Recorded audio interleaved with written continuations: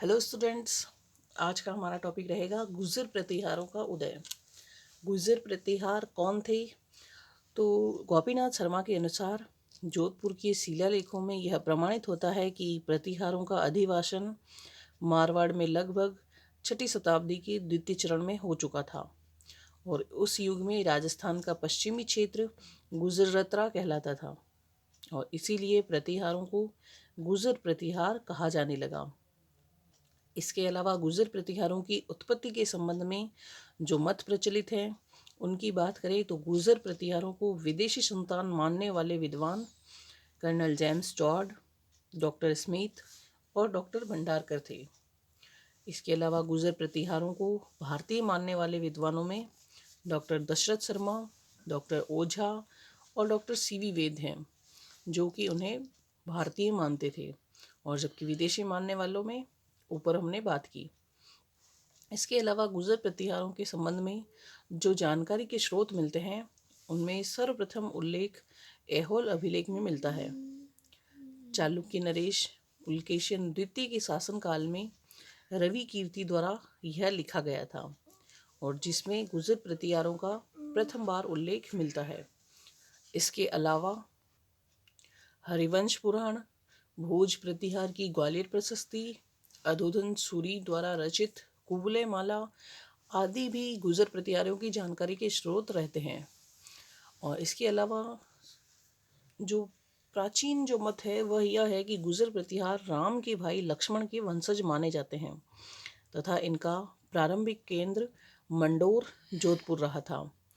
भीनमाल व कनौज इनके बाद में बनाए गए केंद्र थे और प्राचीन काल में राजस्थान का जो जोधपुर का पूर्वी भाग है, गुजरात का कुछ भाग, उत्तर प्रदेश का एक बड़ा भूभाग, उत्तरी काठियावाड़ व कौशाम्बी आदि क्षेत्र गुजरात प्रदेश कहलाते थे और उस समय इस क्षेत्र पर राजपूतों का अधिकार था।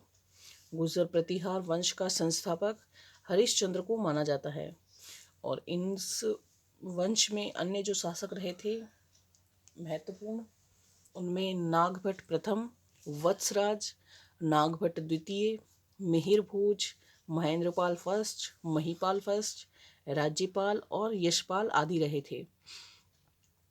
तो इनके बारे में हम डिटेल से बात करेंगे, लेकिन जो एक महत्वपूर्ण पॉइंट रहता है वह है त्रिकोणीय संघर्ष। एग्जाम के पॉइंट ऑफ व्यू से इसे थोड़ा ध्यान रखें। यह संघर्ष पाल, प्रतिहार व राष्ट्रकूटों के मध्य हुआ था। यह लगभग 100 वर्षों तक चला था, जिसमें 3 शक्तियां सम्मिलित थी और इसमें प्रतिहारों की विजय हुई थी। यह युद्ध प्रतिहार राजा वत्सराज के समय प्रारंभ हुआ था तथा मिहिर भोज ने इस संघर्ष को जीत लिया था। हमारे सिलेबस में ये डिटेल से त्रिकोणीय संघर्ष नहीं दे रखा है, अगर देगा तो हम यहाँ आगे डिटेल से बात करेंगे। अब हम बात करते हैं गुर्जर प्रतिहार वंश के महत्वपूर्ण शासकों के बारे में। हमने बात की इनका प्रारंभिक केंद्र मंडोर था, मंडोर जो कि जोधपुर वाला, और इसके अन्य केंद्र थे वह थे उज्जैन तथा कन्नौज। तो उज्जैन में सबसे पहले गुर्जर प्रतिहार वंश का संस्थापक नागभट्ट प्रथम को माना जाता है।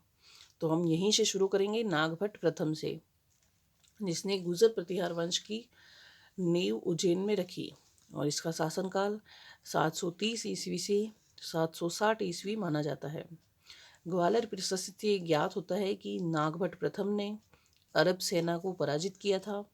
नागभट्ट प्रथम ने राष्ट्रकूट शासक दंती दुर्ग को हरिण्य गर्भदान यज्ञ में आमंत्रित किया था। नागभट्ट प्रथम के समय सभी राजपूत सामंतों के रूप में कार्य करते थे। प्रतिहार वंश में अगला जो शासक हुआ था वह था वत्सराज, जिसका शासनकाल 783 ईस्वी से 795 ईस्वी माना गया, जो कि देवराज का पुत्र था और यह उज्जैन का शासक बना।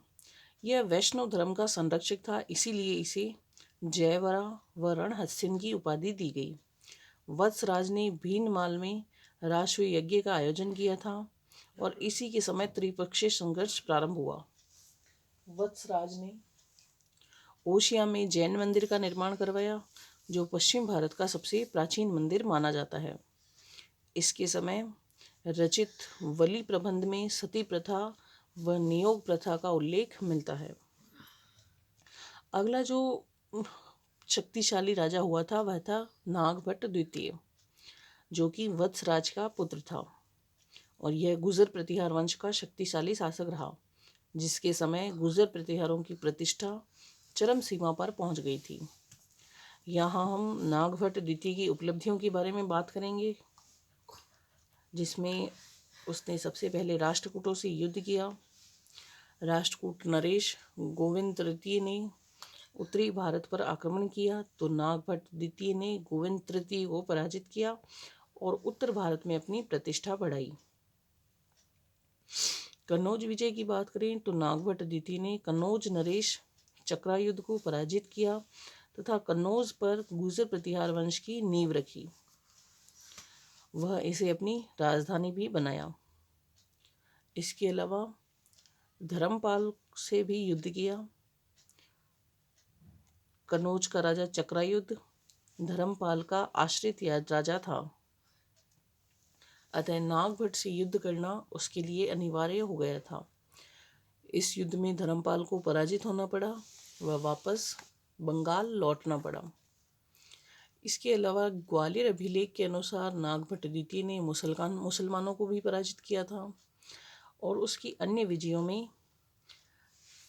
विजयों का जो ज्ञान है वह ग्वालियर प्रशस्ति से प्रमाणित होता है कि उसने उत्तरी काठियावाड़, पूर्वी राजस्थान, पश्चिमी भारत का मुस्लिम राज्य, कौशाम्बी आदि राज्यों को अपने अधीन किया था।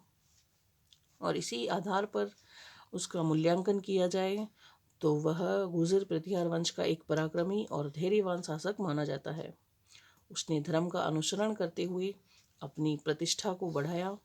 वह भगवती देवी या दुर्गा का परम भक्त था। वह विद्वानों का आश्रयदाता था। उसके समय कन्नौज विद्या का केंद्र था। उसने मुस्लिम आक्रमणों को विफल कर उनकी विस्तारवादी नीति को विफल किया। नागभट्ट द्वितीय के बाद जो अगला शासक हुआ था वह था मिहिर भोज। मिहिर भोज जो कि रामभद्र का पुत्र था, उसने आदिवरा की उपाधि धारण की थी। मिहिर भोज के शासनकाल में द्रंभ नामक सिक्के चलाए गए थे, जिस पर आदिवरा का चित्र अंकित है। मिहिर भोज के शासनकाल में अरब यात्री सुलेमान भारत आया था, जिसने कन्नौज की यात्रा की तथा मिहिर भोज की उपलब्धियों का वर्णन किया। तो हम यहाँ बात करेंगे मिहिर भोज की उपलब्धियों के बारे में। तो मिहिर भोज ने चंदेलों को पराजित कर बुंदेलखंड पर अधिकार किया। मिहिर भोज ने मंडोर के प्रतिहारों को पराजित कर दक्षिण राजपुताने पर अधिकार किया। मिहिर भोज ने बंगाल नरेश देवपाल को पराजित किया। मिहिर भोज ने पंजाब व हरियाणा के कुछ क्षेत्रों पर भी अधिकार किया और इस प्रकार कलचुरी के शासकों को अपने अधीन किया। और निष्कर्ष रूप में यह कहा जा सकता है कि मिहिर भोज के बाद उसके जो उत्तराधिकारी हुए थे उनमें महेंद्रपाल, महिपाल जैसे सम्राट हुए। यशपाल के बाद गुर्जर प्रतिहार का पतन हो गया और इसके अतिरिक्त प्रतिहार वंश ने कला व साहित्य को भी संरक्षण दिया था। तो हमने बात की गुर्जर प्रतिहार वंश के प्रमुख राजाओं के बारे में, जिसमें नागभट्ट द्वितीय, मिहिर भोज और वत्सराज इस वंश के महत्वपूर्ण शासक थे, जिन्हें एग्ज़ाम के पॉइंट ऑफ व्यू से थोड़ा सा आप ध्यान रखें। इसी के साथ नेक्स्ट वीडियो में हम मिलेंगे नए टॉपिक को लेकर। तब तक के लिए धन्यवाद।